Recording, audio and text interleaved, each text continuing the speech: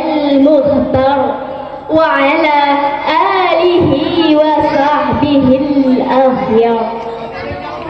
فقال الله تعالى في القرآن الكريم: أعوذ بالله من الشيطان الرجيم بسم الله الرحمن الرحيم. اقرأ باسم ربك الذي خلق خلق الإنسان من علق اقرأ وربك الأكرم الذي علم بالقلم علم الإنسان ما لم يعلم.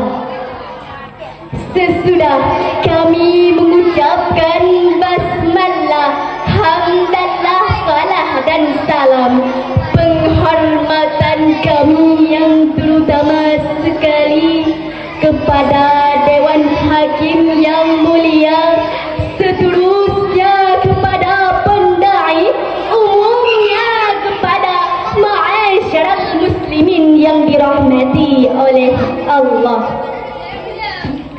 Dewan Hakim yang adil dan bijaksana, dan hadirin pemuda harapan bangsa dan pemudi harapan Ibu Pertiwi.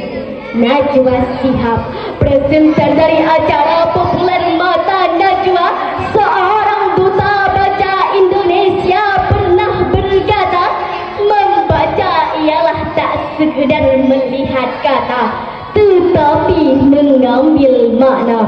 Semakin banyak literatur yang kita baca, semakin kita beragam di alam semesta.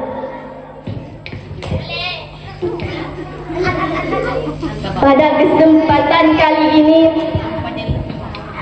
sedangkan realita yang kita hadapi pada generasi milenial ini dengan berbagai yang memadai, hobinya posting story sana sini, lebih mengutamakan gengsi daripada fungsi, membeli buku hanya untuk pajangan dan koleksi, akhirnya menjadi generasi kurang literasi yang mudah termakan hoax dan provokasi. Sungguh miris sekali.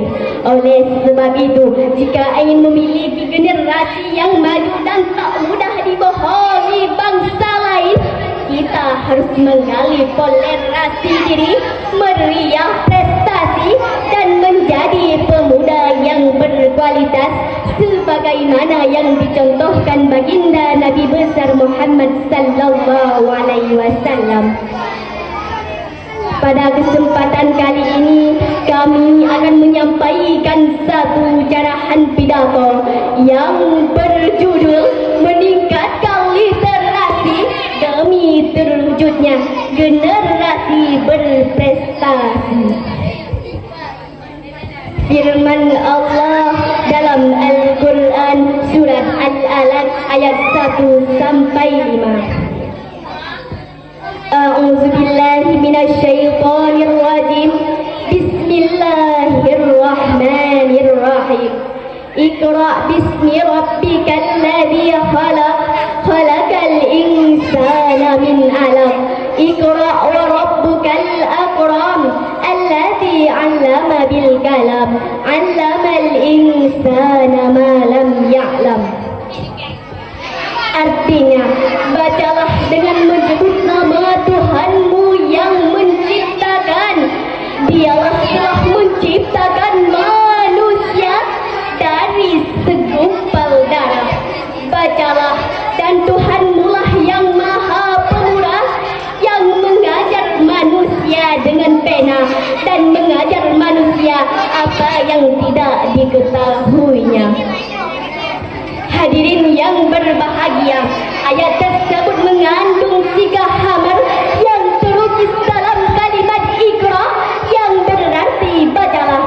Kaidah usul fikih dijelaskan bahwa pada ayat itu terdapat 2 kali perintah membaca, yaitu ayat 1 dan 3 sebagai pengukuhan perintah membaca pada ayat ketiga.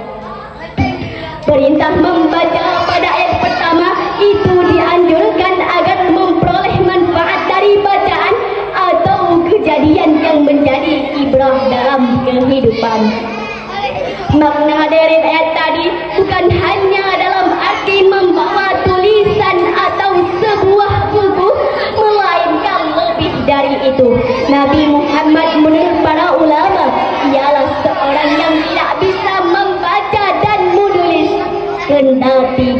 demikian, Nabi Muhammad dikenal sebagai seorang yang cerdas membaca realitas, sehingga ia memiliki jiwa sosial yang tinggi, revolusioner, dan jiwa kepimpinan, dan seterusnya.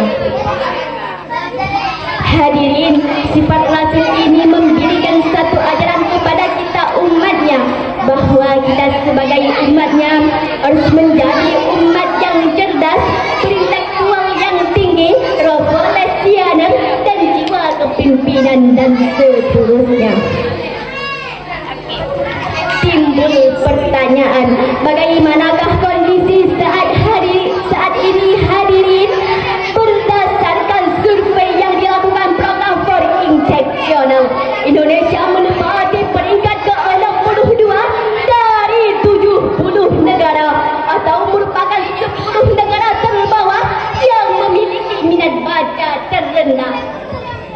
Sementara UNESCO menyebutkan bacaan Indonesia hanya 1%. Dari 1000 orang, hanya 1 orang yang gemar membaca. Padahal Indonesia memiliki perpustakaan tinggi dengan tinggi 24 lantai yang menjadikan perpustakaan nasional Republik Indonesia. Hal ini menunjukkan persoalan literasi masih menjadi hal yang harus dibenahi di Indonesia. Padahal buku memegang peranan sangat vital bagi kehidupan manusia. Bahkan Abiturah Shihab mendondolkan, membaca ialah syarat utama membangun peradaban. Semakin luas wilayah pembacaan, maka semakin luas wilayah peradaban, dan begitu pula sebaliknya. Jika permasalahan ini tidak segera dibenahi, maka pasti sekali lagi, pasti bangsa ini terlena dengan kemudahan teknologi, menjadi minim prestasi, kurang edukasi dan sosialisasi, sangat mudah diprovokasi, bahkan sulit beradaptasi mengikuti arus modernisasi yang mudah terimakan hoax dan provokasi. Oleh sebab itu, mari tingkatkan semangat membaca, gemakan budaya literasi di samping melo teknologi.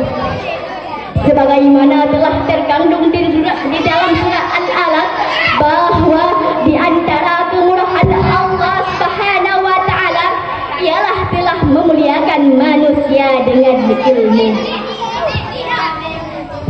Pada kesempatan kali ini pada kesempatan kali ini, itulah janji-janji Allah bagi insan yang mau membaca